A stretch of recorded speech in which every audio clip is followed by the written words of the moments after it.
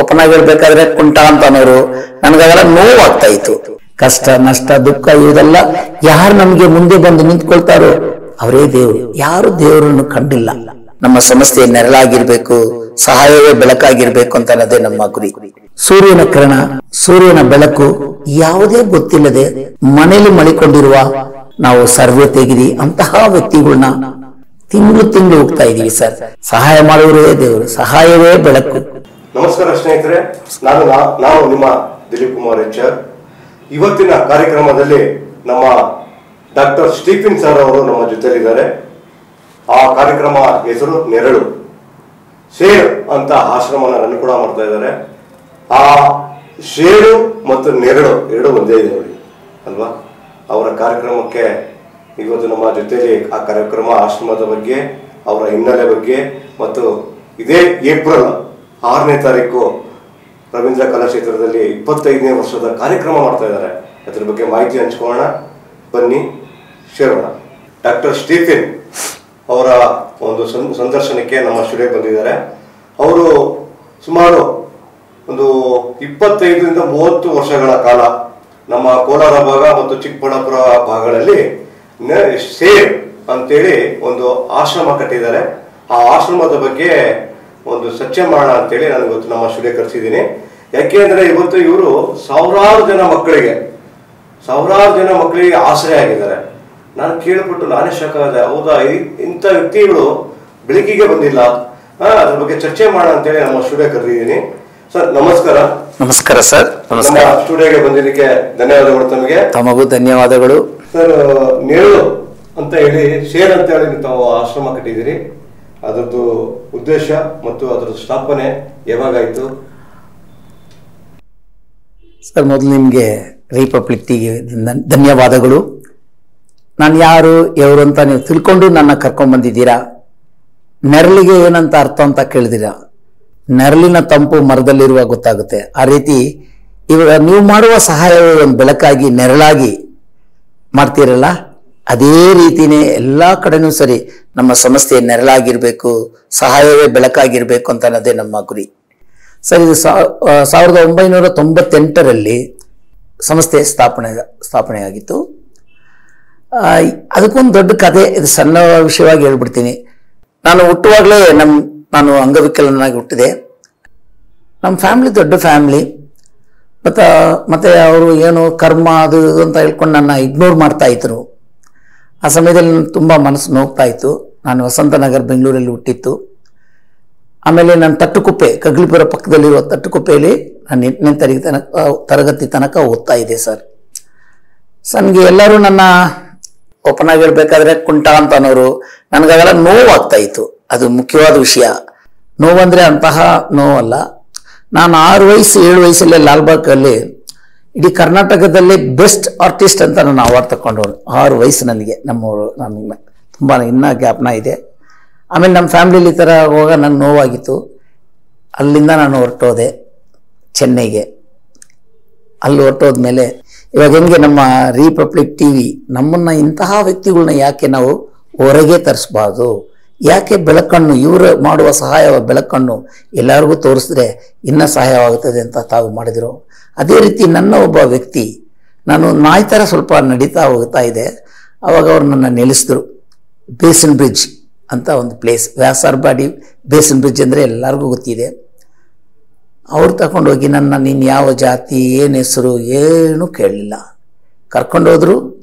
ಎಲ್ಲಿಂದ ಬಂದಿದೆಯಾ ಅಂತ ಕೇಳಿದ್ರು. ನಾನು ಹತ್ತಿದೆ, ತುಂಬ ಹತ್ಬಿಟ್ಟೆ. ಸರಿ ನೀನು ಹೋಗಿ, ಅವರು ಫಾರಿನ್ ಹೊರದೇಶದವರು. ನಾನು ಹೇಳೋದು 40 ವರ್ಷಕ್ಕೆ ಮುಂಚೆ ಕತೆ. ಇವಾಗ ಎತ್ಕೊಂಡೋಗಿ 6 ಸರ್ಜರಿ 6 ಆಪ್ರೇಷನ್ ನನ್ನ 2 ಕಾಲಿಗೂ ಮಾಡಿದರು ಸರ್. ದೇವರಂತಹ ಮನುಷ್ಯ, ಮಹಾನುಭಾವ ಅಂತ ಹೇಳ್ಬೋದು. 2 ಕಾಲನ್ನ ಎಲ್ಲ ಸರಿಯಾದ ಮೇಲೆ ನನ್ನ ಬೆಡ್ಡಿಂದ ಹೊರಗೆ ಇಳಿಸಿದ್ರು ಹಾಸ್ಪಿಟ್ಲಲ್ಲಿ. ನನ್ನ ನಂಬಿಕೆ ಆಗಲಿಲ್ಲ. ಈ ಪ್ರಪಂಚನೇ ಹೆಂಗಪ್ಪ ಇದು, ಏನದ ಅದ್ಭುತ ಆಯಿತು, ಇದೇನೋ ಅರ್ಥ ಆಗಲಿಲ್ಲ. ಆಮೇಲೆ ಆ ಫಾದರ್ ಹತ್ರ ಹೋಗಿ ನನ್ನ ಧನ್ಯವಾದಗಳನ್ನ ಹೇಳಕ್ಕೆ ಹೋಗುವಾಗ ಅವ್ರನ್ನ ಅದನ್ನು ತಗೊಳ್ಳಿಲ್ಲ. ಅವ್ರು ಏನು ಹೇಳಿದ್ರು ಅಂದರೆ, ನೋಡಪ್ಪ ನೀನು ಕೊನೆ ತನಕ ಇದೇ ರೀತಿ ನಾನು ಮಾಡಿದ್ನೋ, ವಾಟ್ ಐ ಡಿಡ್, ನಾನೇನು ಮಾಡಿದೆ ಅದನ್ನು ನಿಮಗೆ ಕೇರ್ ಮಾಡು. ನನಗೆ ಥ್ಯಾಂಕ್ಸ್ ಎಲ್ಲ ಬೇಕಾಗಿಲ್ಲ, ಧನ್ಯವಾದಗಳು, ನೀವು ದೇವರುಗಳು. ಒಂದು ವೇಳೆ ನಾನು ತಪ್ಪು ಮಾಡಿದ್ರು ಇಲ್ಲ ಇದು ಮಾಡಿದ್ರು ಅದು ನನಗೂ ಅನುಕೂಲವಾಗುತ್ತೆ ಅಂತ ಹೇಳಿದ ಮಾತು.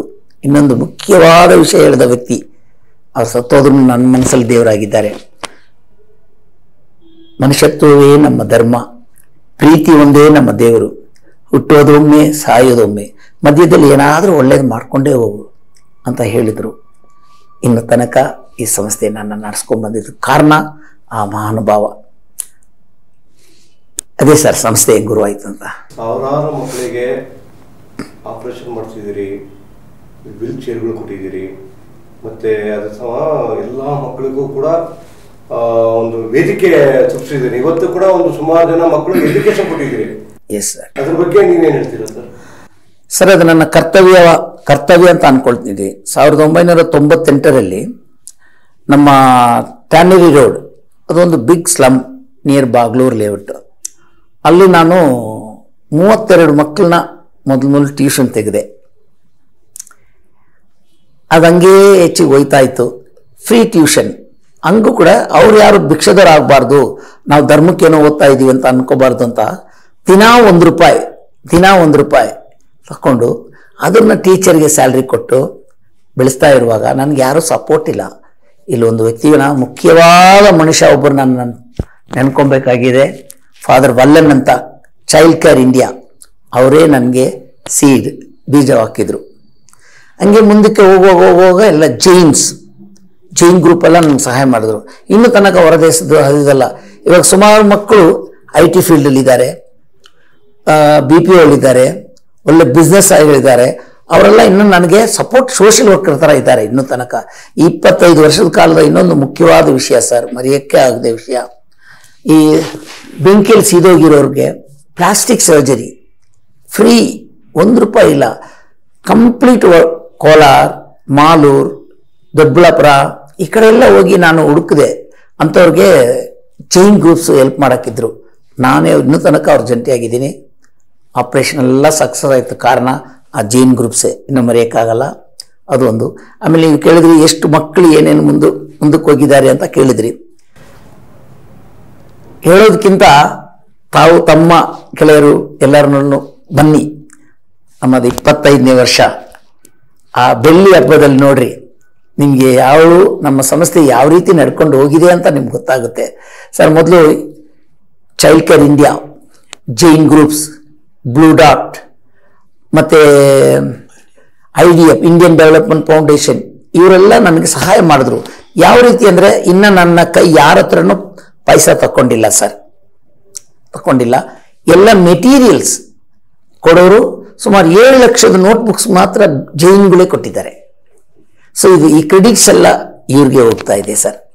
ಈ ಬೆಳವಣಿಗೆಗೆ ಮುಖ್ಯ ಕಾರಣ, ಈ ಬೆಳಗಿದ ಕಾರಣನೇ ಇಂತಹ ದಾನಿಗಳು, ನಿಮ್ಮಂತಹ ವ್ಯಕ್ತಿಗಳು. ನಾನು ಯಾರಂತ ಕೂಡ ನಿಮ್ಗೆ ಗೊತ್ತಿಲ್ಲ, ನನ್ನ ಕರೆದಿ ಈ ಥರ ಮಾಡ್ತಿರಲ್ಲ, ದೇವ್ರು ನಿಮ್ಮನ್ನ ತುಂಬ ಚೆನ್ನಾಗಿ ಮಡಗಲಿ ಅಂತ ನಾನು ಬೇಡ್ಕೊಳ್ತೀನಿ ಸರ್. ಇದೇ ಮುಂದಿನ ತಿಂಗಳ 6ನೇ ತಾರೀಕು ರವೀಂದ್ರ ಕಲಾಕ್ಷೇತ್ರದಲ್ಲಿ ತಾವು ಕಾರ್ಯಕ್ರಮ ಮಾಡ್ತಾ ಇದ್ದೀರಿ. 25ನೇ ವರ್ಷದ ನಮ್ಮ ಸಂಸ್ಥೆಯ ಕಾರ್ಯಕ್ರಮ ಸ್ಟಾರ್ಟ್ ಮಾಡಿದ್ದೀರಿ. ಇದ್ರದ್ದು ಉದ್ದೇಶಗಳೇನು, ಮತ್ತೆ ಇದ್ರದ್ದು ಸಂಬಂಧಪಟ್ಟ ಹಾಗೆ ಆ ಕಾರ್ಯಕ್ರಮ ಹೇಗಿರುತ್ತೆ, ಏನು ಅನ್ಕೊಂಡಿದ್ದೀರಿ, ಮತ್ತೆ ಅದನ್ನು ಯಾವ ರೀತಿ ನೀವು ಆರ್ಗನೈಸ್ ಮಾಡ್ತಾ ಇದ್ದೀರಿ, ಅದ್ರ ಬಗ್ಗೆ ಒಂದು ಮಾಹಿತಿ ಸರ್. ಒಳ್ಳೆ ಪ್ರಶ್ನೆ ಸರ್.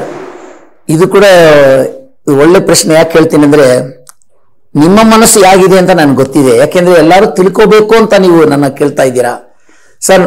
ಪ್ರತಿ ವರ್ಷ ಒಂದು ವರ್ಷಕ್ಕೆ 39 ಲಕ್ಷ ಆಗುತ್ತಾ ಇದೆ ನಿಮ್ಮಂಥ ದಾನಿಗಳ ಮೂಲಕ. ಹೊರದೇಶದ ಹಣ ಇಲ್ಲ, ನಮ್ಮ ಕರ್ನಾಟಕ ದೇಶದಲ್ಲಿ ಯಾವ ಕಡೆನೂ ಫಾರಿನ್ ದೇಶ ಯಾವುದೂ ನಮಗಿಲ್ಲ ಸರ್. ಅದಕ್ಕೋಸ್ಕರ ನಾವೇನು ಮಾಡ್ದೋ, ಯಾಕೆ ನಾವು ಒಂದು ಫಂಡ್ ರೈಸಿಂಗ್ ಪ್ರೋಗ್ರಾಮ್ ಮಾಡಬಾರ್ದು ಅಂತ ಒಳ್ಳೆ ನಮ್ಮ ಮಕ್ಕಳೇ, ನಮ್ಮ ಹುಡುಗಿಯರೆಲ್ಲ ಡ್ಯಾನ್ಸ್ ಆಡ್ತಾ ಇದ್ದಾರೆ. ಹಲವಾರು ಜನಗಳೆಲ್ಲ ನಮಗೆ ಸಪೋರ್ಟ್ ಮಾಡ್ತಾ ಇದ್ದಾರೆ. ನಾವು ಆ ರೀತಿ ನಮ್ಮ ಡೈರೆಕ್ಟರ್, ನಮ್ಮ ಸಂಸ್ಥೆಯ ಸ್ಥಾಪಕರು ಥಾಮಸ್ ಅಂತ, ಇವರ ಸಹಾಯ ಮತ್ತು ಇವರ ಸಪೋರ್ಟ್, ಇವರಿಂದ ನಾವು ಈ ಫಂಕ್ಷನನ್ನು ನಾವು ಮಾಡ್ತಾ ಇದ್ದೀವಿ ಸರ್. ಇದರಿಂದ ನಮಗೆ ಬರುವ ನೋಡಿ ಮುಖ್ಯವಾದ ವಿಷಯ ಸರ್ಗೆ ಹೇಳ್ಬೇಕಂದ್ರೆ, ದಿಲೀಪ್ ಸರ್ ಅವರೇ, ಮನೆ ಸೇವೆ ಅಂತ ಮಾಡ್ತಾ ಇದ್ದೀವಿ. ಇದೇ ನನ್ನ ಲೈಫಲ್ಲಿ ಮುಖ್ಯ ಆಯಿತು. ಯಾಕೆ ಅಂದರೆ, ಸೂರ್ಯನ ಕಿರಣ, ಸೂರ್ಯನ ಬೆಳಕು ಯಾವುದೇ ಗೊತ್ತಿಲ್ಲದೆ ಮನೇಲಿ ಮಳಿಕೊಂಡಿರುವ ವ್ಯಕ್ತಿಗಳನ್ನ ನಾನು ನೋಡಿ ಅವ್ರನ್ನೆಲ್ಲ ನಾವು ಸರ್ವೆ ತೆಗೆದು ಅಂತಹ ವ್ಯಕ್ತಿಗಳನ್ನ ತಿಂಗಳು ಹೋಗ್ತಾ ಇದ್ದೀವಿ ಸರ್. ತಿಂಗಳು ಸುಮಾರು 132 ಮಕ್ಕಳಿಗೆ ನಾವು ವಿತರಣೆ ಮಾಡ್ತಾ ಇದ್ದೀವಿ. ಪುನಃ ಹೇಳ್ತೀನಿ, generous hearted people like you sir, ನಿಮ್ಮಂತಹ ದಾನಿಗಳಿಂದ. ಅದು ಮಾತ್ರ ಇಲ್ಲ, ಮದ್ದು ಅವ್ರಿಗೆ ಮೆಡಿಸಿನ್ಸ್ ಇನ್ ವಿಲೇಜಲ್ಲಿ ಅಷ್ಟು ಸೌಲಭ್ಯಗಳು ಇಲ್ಲ, ಇನ್ನೂ ತನಕ ಕೆಲವು ಕಡೆ ಇಲ್ಲ. ಅದನ್ನೆಲ್ಲ ಮಾಡ್ತಾ ಇದ್ದೀವಿ. ಅಂದರೆ ಈ ಕಾರಣ ಈ ಫಂಡ್ ರೈಸಿಂಗ್ ಪ್ರೋಗ್ರಾಮ್ ಮಾಡಿ ಇದ್ರ ಮೂಲಕ ಬರುವುದರಲ್ಲಿ ನಾವು ನಡೆಸ್ಕೊಂಡು ಹೋಗ್ಬೇಕು ಅಂತ ನನಗೆಲ್ಲ ಕೊಟ್ಟಿದ್ದಾರೆ ಸರ್. ನನಗೆ ದೇವರು ನೋಡಿ ನನ್ನ ಕಾಲ್ಗಳು ಕೊಟ್ಟರು, ಆಮೇಲೆ ನನ್ನ ಒಳ್ಳೆ ಮಿಸಸ್ ಕೊಟ್ಟರು, ಕ್ರೆಡಿಟ್ಸ್ ಅವಳಿಗೆ. ಅದು ಮಾತ್ರ ಇಲ್ಲ, ನನ್ನ 2 ಮಕ್ಕಳು ಹಿಂಗೇಳೋದು ನಾನು ನನ್ನ ಹೆಮ್ಮೆ ಮಾಡಿಸ್ಕೊಳಕ್ಕಂತ ಅಲ್ಲ, ಪ್ರೈಸ್ ಮಾಡ್ಕೊಳ್ಳೋಕ್ಕಲ್ಲ. 2 ಇಂಜಿನಿಯರ್ಗಳು ಒಳ್ಳೆ ದೊಡ್ಡ ಲೆವೆಲಲ್ಲಿದ್ದಾರೆ. ನಾನು ರಿಟೈರ್ಡ್ ಆಗಿಬಿಟ್ಟಿದ್ದೀನಿ ಸಮಾಜ ಕೆಲಸಕ್ಕೋಸ್ಕರ. ಸೊ ದಯವಿಟ್ಟು ದಿಲೀಪ್ ಸರ್ ಅವರೇ, ಈ ಫಂಕ್ಷನ್ ಸಿಲ್ವರ್ ಬೆಳ್ಳಿ ವಿಡ ಬೆಳಕಾಗಿರ್ಬೇಕು. ನೀವು ನೆನ್ಕೊಂಡ್ರೆ ಇನ್ನ ಬೆಳಗಿಸ್ತೀರಾ ಅಂತ ನನಗೆ ಗೊತ್ತಿದೆ ಸರ್. ಇದನ್ನು ನೋಡ್ತಾ ಇರೋ ಮಕ್ಕಳೆಲ್ಲರೂ ಬನ್ನಿ, ಈ ಸಂಭ್ರಮದ ಸಮಾರಂಭವನ್ನು ನೋಡಿ. ಕಷ್ಟ ನಷ್ಟ ದುಃಖ ಇವುದೆಲ್ಲ ಯಾರು ನಮಗೆ ಮುಂದೆ ಬಂದು ನಿಂತ್ಕೊಳ್ತಾರೋ ಅವರೇ ದೇವರು. ಯಾರು ದೇವರನ್ನು ಕಂಡಿಲ್ಲ, ಸಹಾಯ ಮಾಡುವರೇ ದೇವರು. ಸಹಾಯವೇ ಬೆಳಕು. ಡಾರ್ಕ್ನೆಸ್ ಟು ಲೈಟ್, ಕತ್ತಲಿನಿಂದ ಬೆಳಕಿನೆಡೆಗೆ ತಂದಿದ್ದೀರಾ ಸರ್. ಇನ್ಮೇಲೆ ನೀವೇನು ಕೇಳ್ರಿ ಸರ್. ಡಾಕ್ಟರ್ ಸ್ಟೀಫನ್ ಸರ್ ಹತ್ರ ನಾವು ಮಾತಾಡ್ತಾ ಇದ್ದೀವಿ. ಇನ್ನೊಂದು ಕ್ವಶನ್ ಇದೆ ಸರ್. ಈ ಸರ್ಕಾರಗಳು ಇವತ್ತಿನ ಗೌರ್ಮೆಂಟ್ ಯಾಕೆ ತಮಗೆ ಸಪೋರ್ಟ್ ಮಾಡ್ತಾ ಇಲ್ಲ, ಅಮ್ಮ ನೀವು ಯಾಕೆ ಸರ್ಕಾರಕ್ಕೆ ಒಂದು ಮನವಿ ಮಾಡಿಲ್ಲ ಅನ್ನೋದು ಒಂದು ಕ್ವಶನ್ ಸರ್. ಇದು ಆಕ್ಚುಲಿ ತಪ್ಪು ತಿಳ್ಕೊಬೇಡಿ. ಯಾಕೆಂದ್ರೆ ಈಗ ನೀವು ಒಂದು 25 ವರ್ಷಗಳನ್ನ ಕಳೆದಿದ್ದೀರಿ. ಆ 25 ವರ್ಷ ಕಳೆದ್ರೂ ಕೂಡ ಯಾಕೆ ಗೌರ್ಮೆಂಟ್ ನಿಮ್ಮನ್ನು ಗುರುತಿಸಿಲ್ಲ ಅನ್ನೋದೊಂದು ಮನಸ್ಸಲ್ಲಿತ್ತು, ಕೇಳಿದೆ ಸರ್. ಎಸ್ ಸರ್, ಪ್ರಯತ್ನ ಪಟ್ಟಿದ್ದೀನಿ. ನನಗೆ ಇಲ್ಲೊಂದು ಮುಖ್ಯವಾದ ವಿಷಯ, ಹೆಸರು ಹೇಳಿದ್ರೆ ತಪ್ಪಿಲ್ಲ ಅಂತ ಅನ್ಕೊಳ್ತೀನಿ. ಸಂಪತ್ ರಾಜ್ ಅಂತ ಎಕ್ಸ್ ಮೇಯರ್, ನಾನು ಯಾವತ್ತೂ ಮರೆಯೋಕ್ಕಾಗಲಿಲ್ಲ. ನಮ್ಮೂರಲ್ಲಿ 8 ಮೋಟರ್ ಗಾಡಿ ಕೊಟ್ಟರು. ನಾನು ಎಷ್ಟೋ ಪ್ರಯತ್ನ ಪಡ್ತಾ ಇದ್ರು. ನಾನು ಮಿಸ್ಟರ್ ಥಾಮಸ್ ಹೋಗೋದು, ಅಲ್ಲಲ್ಲಿ ಅಪ್ಲಿಕೇಶನ್ ಕೊಡೋದು, ಯಾವುದಕ್ಕೂ ಉತ್ತರ ಇಲ್ಲ. ಅಷ್ಟು ಎತ್ತರಕ್ಕೆ ನಾವು ಬೆಳೆದಿಲ್ಲ ಅಂತ ಅನ್ಕೊಂಡು ಆದ್ರೂ ಪ್ರಯತ್ನ ಪಡ್ತಾ ಇದ್ದೀವಿ ಸರ್. ಒಂದು ವೇಳೆ ದೇವರು ಈ ಟೈಮಲ್ಲಿ ಸರ್. ಆಮೇಲೆ ಇನ್ನೊಂದು ಕ್ವಶನ್ ತಮ್ಮ ಹತ್ರ ಕೇಳ್ತಾ ಇದ್ದೀನಿ.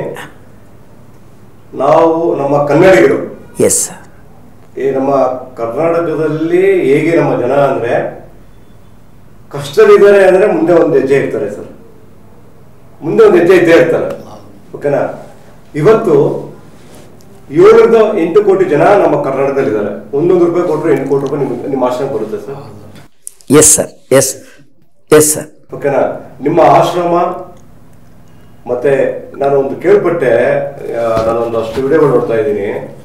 ನಾನು ನೋಡಕ್ ಆಗ್ಲಿಲ್ಲ ಆ ವಿಡಿಯೋಸ್ ಆಕ್ಚುಲಿ. ಯಾಕಂದ್ರೆ ಅಷ್ಟು ಈ ಎದೆ ಭಾಗ, ಈ ಕತ್ತು ಇದೆಲ್ಲ ಸುಟ್ಟೋಗ್ಬಿಟ್ಟಿದೆ ಎಷ್ಟೋ ಜನ ಮಕ್ಕಳಿಗೆ. ಅದನ್ನ ಪ್ಯಾಶನ್ ಸರ್ಜರಿ ಮಾಡಿಸಿದ್ದಾರೆ. ನಿಜವಾಗ್ಲೂ ಸರ್ ಗ್ರೇಟ್. ನನ್ನ ಕೈ ನೋಡಕ್ ಆಗ್ತಿಲ್ಲ ಅದು.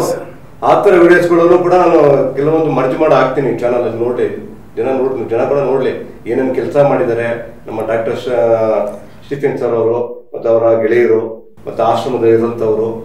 ವಿಡಿಯೋ ರಿಲೀಸ್ ಮಾಡ್ತೀವಿ, ಚೆಕ್ ಮಾಡಿ. ನನ್ನ ಪ್ರೀತಿಯ ಕನ್ನಡಿಗರೇ, ಕಳೆದ ವರ್ಷ ಒಬ್ಬ ವ್ಯಕ್ತಿ ನಾನು ಹೋಗಿ ನೋಡಿದೆ, ಪ್ಯೂರ್ ಕನ್ನಡಿಗ, ನಾಗನಹಳ್ಳಿಯಲ್ಲಿರೋರು. ಅವ್ರ ಹತ್ರ ಹೋಗಿ ಮಾತಾಡುವಾಗ ಏನ್ರಿ ನಾನೇನು ಮಾಡಬೇಕು ಅಂತ ಕೇಳಿದ್ರು. ನಾನು ಎಲ್ಲೂ ಹೋಗಿ ಏನು ಕೇಳಲ್ಲ ಸರ್, ನಮ್ಮ ಸಂಸ್ಥೆಯಲ್ಲಿ ಪ್ರೋಗ್ರಾಮ್ ಮಾಡಬೇಕು ಅಂತ 3 ವರ್ಷದ ಮುಂಚೆ ಕೇಳಿದೆ. ನೋಡಿ, ಅಂತಹ ವ್ಯಕ್ತಿ ಇಮ್ಮಿಡಿಯೇಟಾಗಿ 1 ಲಕ್ಷ ಕೊಟ್ಟರು ನನಗೆ. ಅವ್ರ ಹೆಸರು ಹೃದಯರಾಜ್ ಅಂತ. ನಾನು ಇನ್ನೂ ತನಕ ಅವರ ಹೃದಯವಂತ ಅಂತ ಕರೀತಾ ಇದ್ದೀನಿ. ಆ ರೀತಿ ಹೃದಯವಂತರು ಜಾಸ್ತಿ ಪ್ರಪಂಚದಲ್ಲಿ ನನ್ನಷ್ಟು ಗೊತ್ತಿರೋಗೆ ನಮ್ಮ ಕರ್ನಾಟಕದಲ್ಲಿರೋ ಮಕ್ಕಳಿಗೆ ಹೃದಯ ಅದು ಏನು ಹೆಂಗೆ ಅಂತ ಹೇಳೋದಕ್ಕೆ ನನಗೆ ನೋ ವರ್ಡ್ಸ್. ಕನ್ನಡಿಗರೇ ಹೆಮ್ಮೆ ಪಡ್ರಿ. ಯಾಕೆಂದರೆ ಎಲ್ಲರಿಗೂ ಜಾಗ ಕೊಟ್ಬಿಟ್ಟು ಎಲ್ಲರನ್ನೂ ಅಣ್ಣ ತಮ್ಮಂದಿರ ಥರ ನೀವು ನೋಡಿಕೊಂಡು ಇನ್ನೂ ಥರ ನಮ್ಮ ಕನ್ನಡಿಗರು ಇದ್ದಾರೆ. ಅಂದರೆ ದೇವರು ಕೊಟ್ಟ ಕೊಡುಗೆ ಕರ್ನಾಟಕ, ದೇವರು ಕೊಟ್ಟ ಒಂದು ದಯೆ ಕರ್ನಾಟಕ. ನಿಮಗೆಲ್ಲರಿಗೂ ಬನ್ನಿ, ನಮ್ಮ ಸಂಸ್ಥೆಯ ಸಂಭ್ರಮದ ಸಮಾರಂಭಕ್ಕೆ ಏಪ್ರಿಲ್ ತಿಂಗಳು 6ನೇ ತಾರೀಕು ಬನ್ನಿ. ನೋಡುವಿರಾ ನಾವು ಯಾರು, ನಮ್ಮ ಸಂಸ್ಥೆ ಏನಿದೆ, ಯಾಕೆ ರಿಪಬ್ಲಿಕ್ ಕರೆದು ನಮ್ಮನ್ನು ಈ ಥರ ಭೇಟಿ ಮಾಡ್ತಾ ಇದೆ ಅಂತ ಅಲ್ಲಿ ನೋಡುವಿರಾ. ದಯವಿಟ್ಟು ಬನ್ನಿ, ನಿಮ್ಮ ಕೈಯಲ್ಲಾಗೋಷ್ಟು ಸಹಾಯವನ್ನು ಮಾಡಿ. ಥ್ಯಾಂಕ್ ಯು, ಧನ್ಯವಾದಗಳು. Hi, my name is Shweta. I am studying in 9th standard. Okay. What happened to you? The incident by fire, when I am doing to Maggie, in the stove it was busted for my neck. Till here that incident has happened, my neck cannot open and turn also. Oh, after that? After that, when I went for Vaidegi hospital, it was not cleared for me. Now I went for last 1 year before I went for Maleshwaram Vedas hospital. There they have done the operation very best operation for me. I cannot turn my neck also. First it was captured like this. I cannot see up itself. Okay. For the sun. Now I am seeing all the way all the suns, moon and suns, stars and all.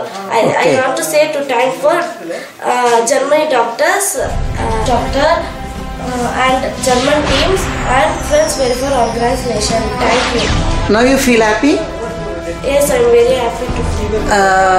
If you don't mind, can you show that place? Yes, ma'am. Which place? Which place?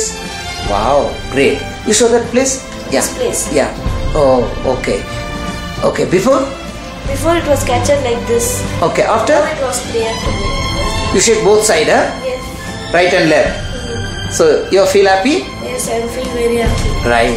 Say to thanks God. I think so. Before you are very Shy. Now? Now it was clear. Wow. I'm Shamli. I completed my graduation BCom. What happened to you? Tell me about your past incident. Unfortunately, fire accident has been happened. After your surgery, now how do you feel? I can turn my neck from here to there and from up to down. Now I feel better than before.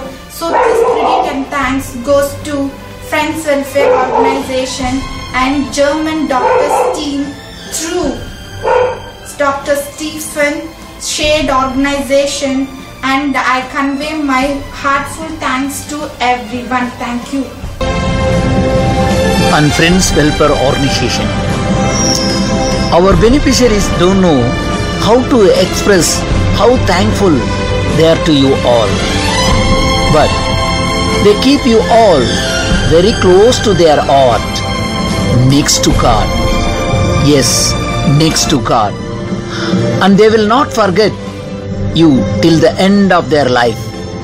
Please continue your support to these type of people everywhere around the world. We are born once, we will die once. Let's do some good in between. Thank you very much.